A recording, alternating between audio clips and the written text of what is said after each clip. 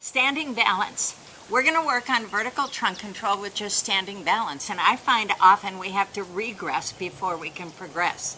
So, first of all, I just have people stand and see how they do. If they're deeper, it's harder, which is why I'm in shallow water today. So, I have them try different stances, where first they start wherever they're most comfortable, and it's usually a staggered stance. Then I have them try to stagger it the other way. Then we'll try feet apart equally. Then we'll try feet together. Then we'll try a tandem stance, and then a longer tandem stance.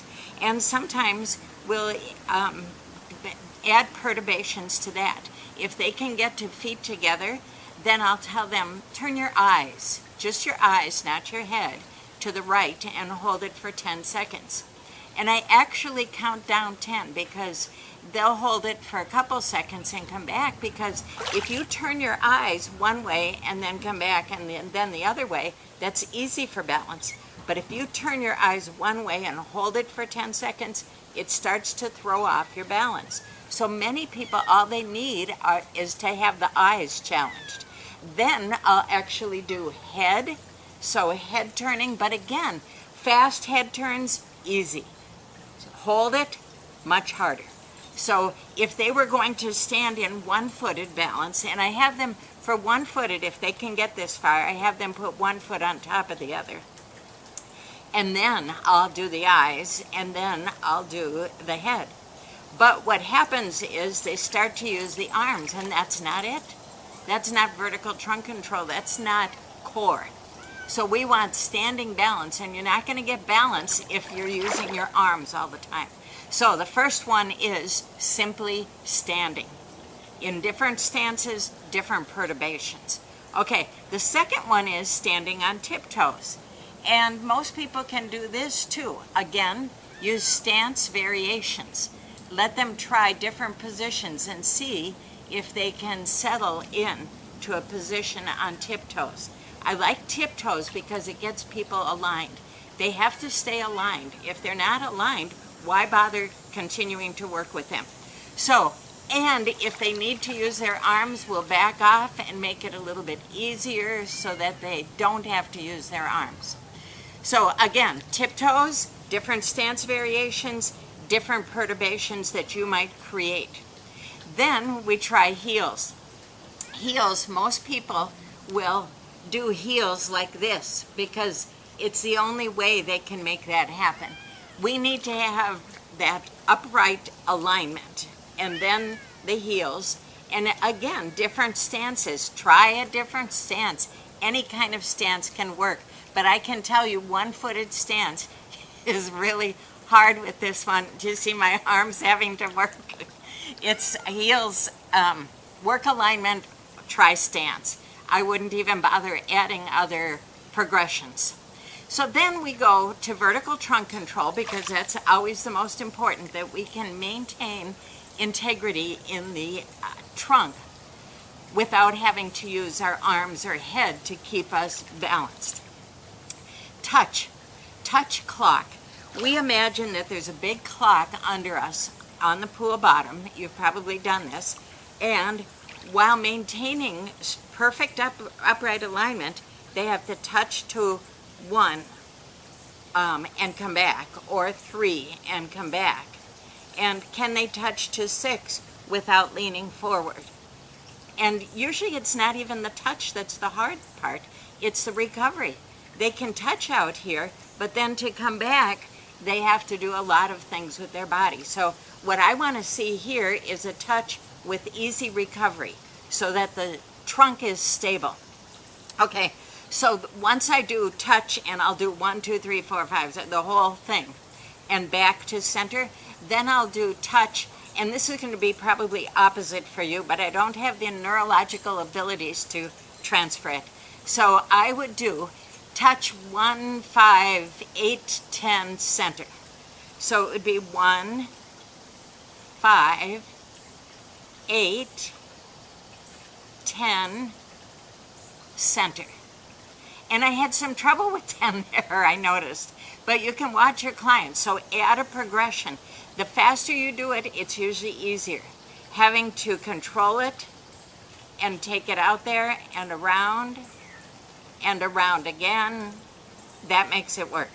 So vertical trunk control with touching on the clock. From there we go to lunging on the clock. So lunge to 12 and recover. And again, people can lunge, it's not a problem. They can lunge out to whatever time this is, but they can't recover without having to use their arms to get themselves back or whatever it is. So lunging, the clock lunge, I love the clock lunge because we'll lunge first just to one spot and be able to come back. But he's lunging back to 6 o'clock. This is where we fall. This is where falls occur. So instead of vertical trunk control, you'll see with this one, people will lean forward to balance themselves. But we want them to learn to have strong core so that if they step into this on land, they can recover without having to throw their body forward and land face first on the floor. So they should be able to come back from that easily. And crossing the midline, if we don't cross the midline, it's a neural pathway that we lose. So we want to definitely get those 9 o'clocks and 3 o'clocks in, and I will often start them around what I think might be 5 here and go to 3 so that they have to do it behind the torso, and then I'll go up to 1 and then to 3 so they have to do it in front of the torso. So the clock with the lunge, one of my all-time favorites. Next is hip circumduction. Can they stand and just make a half circle with their foot and come back? Can they do it? And you know as well as I do that one side is always weaker than the other. So once I can see that they can trace a half circle on the pool bottom, I have them do it without touching the pool bottom with that foot. And if they have to use arms, we go back to touching. So can they maintain vertical trunk control? Obviously I can't. And then reversing it from back, around to front. So standing balance doesn't have to be a lot of really hard things. This is very basic. And it's one-footed balance with lower extremity movement. So it should be something that's in people's repertoire. They should be able to stay balanced while they're moving their legs. Next one is simply knee lifts and straight leg lifts, or you might call it marching. Just lifting the knee up and maintaining this control. Because I have clients who, when they lift their knee up, they have to rotate the torso and come across like this. I don't know if they think they're lifting it up higher that way or what they're doing. But just try to do the lift and maintain nothing else moving. Nothing else moves at all. And the slower you go, the harder it is. Okay, so slow, slow, slow, slow, slow, and then a stop, and then slow down, and a stop. Those are hard. Then straight leg, same thing with the straight leg. This is a longer lever and adds a little bit more drag and makes you more asymmetrical. So it's a little bit harder, and again, doing it slowly is easy. If I were in an aerobics class, I would be doing kicks and I'd be maintaining my balance just fine. But trying to do it unilaterally in slow motion is really hard. Then I put in I Chi accepting in the standing balance segment because I love accepting in I Chi. In I Chi, we, well, first of all, we're here, we pivot. I'm not going to do the arms. We weight shift back, but we have to maintain a straight spine. Then we weight shift forward with a straight spine. Again, what my clients want to do in order to get themselves from back here, they'll throw their head forward, they'll round themselves, lots of stuff. So, also when you weight shift back, it's natural for us to put our arms forward because this gives us balance. In I Chi, during accepting, the posture accepting, we open our arms back also, which really challenges balance. So then people have to maintain trunk control here and come forward easily, using the trunk forward. So I Chi accepting is this. Weight shift back, weight shift forward, keep the spine straight, the neck long, the shoulder blades pressed down. That's going to be challenging because, once again, this is where we fall. And we want to be able to bring ourselves forward with our core because on land, we won't have the water to be able to get us forward. I Chi accepting with grace is the next one. Accepting with grace is just a progression of accepting. So we pivot to the side again, we open both arms, and instead of weight shifting back, we weight transfer back. Now we've lifted the front leg, we're in one-footed balance, we're leaning back. This is truly a fall. And this teaches fall recovery. This is excellent. So then a weight shift forward and a weight transfer back. When I have my clients try this, first of all, they use their arms a lot to help them. So try not to do that. Even if you do no arms, just do this without any arms. The other thing they'll do is they'll lift this leg up as high as they can. That's not necessary. That's going to throw them off more. However, it could be very good for fall prevention. Okay, so I Chi, accepting with grace posture is this. Whoa, that wasn't very good. Let me show it to you one more time. Straight spine, weight transfer back, and close.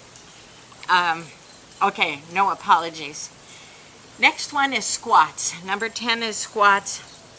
Just regular squats. I don't have to tell you about squats, but what I like to see in the water is squats done without hands, because that's what we want. We want the core, we want the deep tissue leg and trunk muscles to fire. So squats, try different variations. Do you know that many people in assisted living are there because they can't get up out of a chair? And what does a squat teach us? How to get up out of a chair. So practice squats as much as you can. They're excellent. Then try stance. Put weight over one leg and then put weight over the other leg. Put staggered stance. Put weight over the front leg and then the back leg.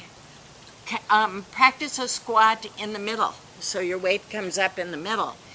Play with a variety of things. One-footed is fine. I find with my clients, if I'm going to do one-footed, I have to have them put one foot on the other. They're not good at one-footed squats with their leg up. And the non-weight bearing leg will wag around, helping them with balance. So, not last one, hang on. My trusty assistant, noodle squats. Well, not squats. Today we're using them for ankle mobility because standing balance, no sense in having standing balance if I'm trying to get positioned here. No sense in having standing balance if you don't have good ankle mobility. So when you're in this position, try to balance on that noodle. I'm not doing a good job. Let me get position. Try to balance without having to use your arms. And then touch toes, then center and hold. And then touch heels. And then center and hold. This gives ankle mobility. If you want to work more ankle mobility, then we can stand laterally on the noodle and roll ankles. Here we go. and roll ankles out and in. So you can use the noodle for ankle mobility. And then I know I'm past 10, but we're going to do I Chi Fitness because I love this for standing balance. I Chi, we're up to our neck in the water. If I tell my clients shoulders, their shoulders stick out. It's got to be neck. Then, this one's called enclosing, opening and closing like this. So palms down, easy. Stay at that tempo, turn palms up. This challenges balance more for people. You may not feel the difference. Then thumbs up. And there's another progression. If you want to make it harder, feet together. That stance always makes it harder. So from contralateral with arms moving like that, to unilateral, palm down, palm up. I don't have time to go through this a lot. And thumb up. This one your clients are going to feel in the trunk. And they'll shorten up the movement, they'll bend their elbow, they'll do a variety of things, and that's all fine as long as they're not moving anything but the arms. Vertical trunk control with upper extremity movement. Now, if they came out of the water and did it, it would be easy peasy. That's no problem at all. So what you want is depth challenges balance. The deeper you are, the harder it's going to be. The more drag you have, the harder it's going to be. Start with contralateral, go to unilateral, and then we go to ipsilateral. Palms down, palms up, and thumbs up. And if you wanted to make it harder, you would have people put their feet together. I'm not even going to try to show you that one today. Now, I think that we've covered everything. It's been longer than the 10 minutes that I try to do, but hopefully you have some great ideas. Thank you for joining me.